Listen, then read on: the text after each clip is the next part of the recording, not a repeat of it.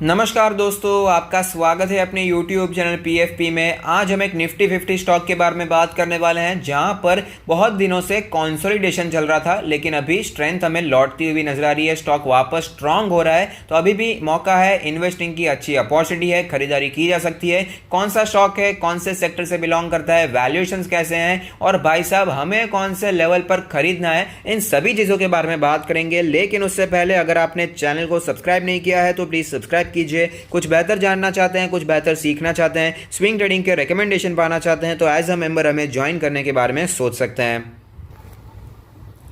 Company का नाम आपके सामने है, SBI लाइफ इंश्योरेंस। बहुत दिनों से स्टॉक एक ही जोन में ट्रेड करा था, लेकिन स्ट्रेंथ लौटती हुई नजर आ रही है। एक लार्ज कैप कंपनी, 90,000 करोड़ की मार्केट कैप, 915 का लास्ट प्राइस, जो कि आज 1% ऊपर दिखाई दिया। रिटर्न्स के प्रोफाइल के बारे में बात करें तो 1 मंथ में स्टॉक ने हमें 5% के पॉजिटिव रिटर्न्स बना कर दिए हैं, तो मोमेंटम हमें बढ़ता हुआ नजर आ रहा है। 1 ईयर के बारे में बात करें तो 3.47% के रिटर्न्स हैं, तो बहुत अच्छे रिटर्न्स हमें एक साल में स्टॉक ने बनाकर नहीं दिए। 5 साल के बारे में बात करें तो 29% के पॉजिटिव रिटर्न्स बनाकर दिए हैं, तो कोई बहुत ही शानदार रिटर्न्स तो यहाँ पर भी हमें दिखाई नहीं देते। अब एक बार वैल्यूएशन के बारे में बात कर लेते हैं, इसका वैल्यूएशन कैसा है, तो इसे पीयर कंपनीज के साथ कंपेयर करते हैं, जैसे कि HDFC लाइफ है, ICICI प्रूडेंशियल लाइफ इंश्योरेंस है, और बजाज फिनसर्व के बारे में बात करें तो बजाज फिनसर्व एक्चुअली एक होल्डिंग कंपनी है। बजाज फिनसर्व के अंदर कई और सब्सिडीज आती हैं, जैसे कि बजाज का लाइफ इंश्योरेंस, जनरल इंश्योरेंस का बिजनेस है, लेकिन उसके अलावा बजाज फाइनेंस भी है, तो इसे हम डायरेक्टली कंपेयर नहीं कर पाएंगे।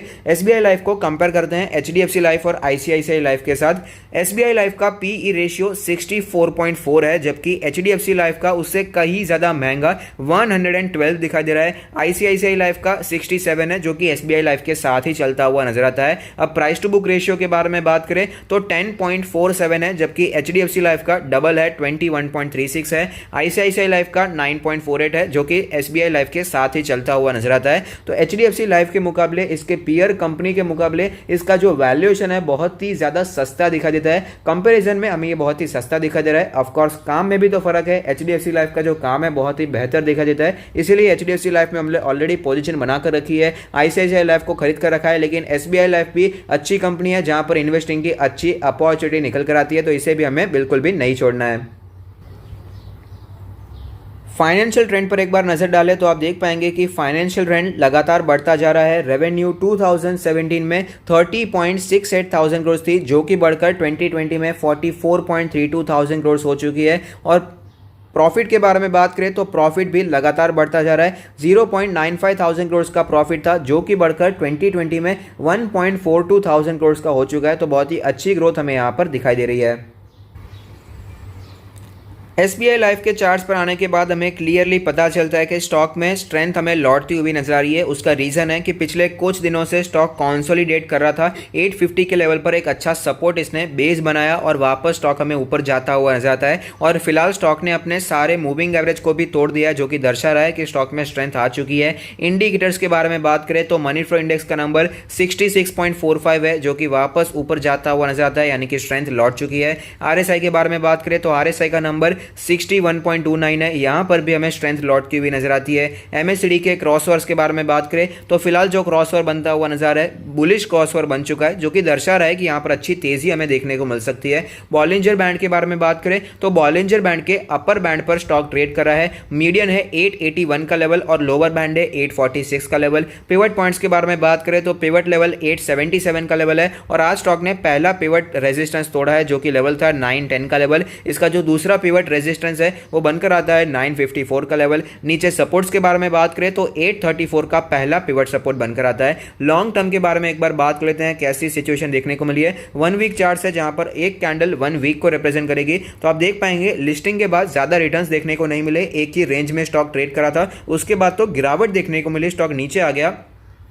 लेकिन 2019 का ईयर ओवरऑल इंश्योरेंस सेक्टर के लिए बहुत ही अच्छा रहा था। ऑलमोस्ट सभी स्टॉक में तेजी देखने को मिली और सभी स्टॉक्स 90% 100% तक दौड़ते हुए नजर आए थे, तो यहां पर भी अच्छी तेजी आई। 500 रुपए के लेवल से 1000 रुपीज के लेवल तक स्टॉक पहुंच चुका था। स्टॉक हमें 2019 में डबल होता हुआ नजर आया, लेकिन वापस गिरावट आई, मार्च में क्रैश हुआ, रिकवरी अच्छी देखने को मिली और फिलहाल स्टॉक हमें एक ही रेंज में फंसता हुआ नजर आता है। ज्यादा यहां पर ट्रेडिंग हमें मूवमेंट यहां पर हमें दिखाई नहीं दे रही है। आप देख पाएंगे अपने सारे वीकली एवरेजेस से भी ऊपर हमें ये ट्रेड करता हुआ नजर आता है, तो स्टॉक में स्ट्रेंथ ऑफकोर्स दिखाई दे रही है, लेकिन एक इसका इंपॉर्टेंट रेजिस्टेंस है जिसे हमें ध्यान में रखना चाहिए। डेली चार्ट्स पर चलते हैं, वहां पर क्लियरली पता चलेगा इसका जो इंपॉर्टेंट रेजिस्टेंस है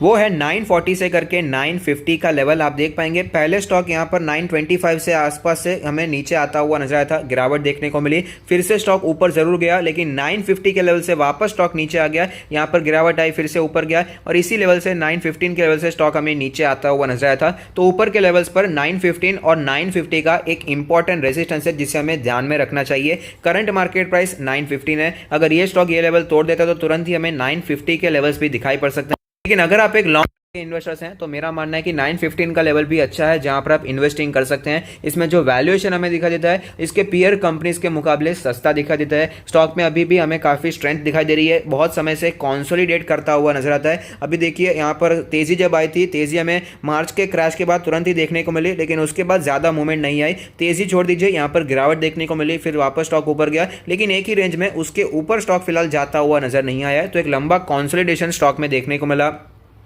बजट के पहले स्टॉक ऊपर गया, बजट के बाद वापस थोड़ी सी हमें गिरावट भी देखने को मिली। एफडीआई का जो इंश्योरेंस का सेक्टर में जो इन्वेस्टमेंट की लिमिट थी वो भी बढ़ा दी गई है, उसके बावजूद स्टॉक में कुछ ज़्यादा पॉजिटिविटी दिखाई नहीं दी है। तो मेरा मानना है यहाँ पर आप लॉन्ग टर्म के लिए अभी भी निवेश कर सकते हैं, अच्छी वैल्यू यहाँ पर दिखाई देती है। करंट मार्केट प्राइस अच्छा है, अगर आप लॉन्ग टर्म के इन्वेस्टर्स हैं तो करंट मार्केट प्राइस में भी निवेश करने के बारे में सोच सकते हैं। अगर सपोर्ट्स के बारे में बात करें तो इसका जो 880 का सपोर्ट है बहुत ही स्ट्रॉन्ग सपोर्ट है, क्योंकि पहले कई बार एज अ रेजिस्टेंस हमें देखने को मिला और फिलहाल इसका 20 डेज का मूविंग एवरेज इसी के आसपास बनकर आता है। यहाँ पर कई बार स्टॉक में हमने एक्यूमुलेशन किया, जब यहाँ पर हमें गिरावट दिखाई दे रही थी तब तो सब स्टॉक नीचे आ रहे थे, ICICI, HDFC life, SBI life, तो तीनों में हमने एक्यूमुलेशन किया। वो दो स्टॉक तो भाग चुके हैं, लेकिन एसबीआई लाइफ में इतनी तेजी देखने को नहीं मिली। तो अभी भी एक अच्छा स्टॉक है जहां पर आप एक्यूमुलेशन करने के बारे में सोच सकते हैं। करंट मार्केट प्राइस मुझे काफी अट्रैक्टिव दिखाई देता है। आपका क्या मानना है आप मुझे कमेंट बॉक्स में जरूर बताइएगा। तो अगर आपको ये वीडियो पसंद आता है तो लाइक कीजिए, शेयर कीजिए, कमेंट कीजिए, सब्सक्राइब कीजिए, मुझे मोटिवेट कीजिए। Thank you, stay happy, happy investing.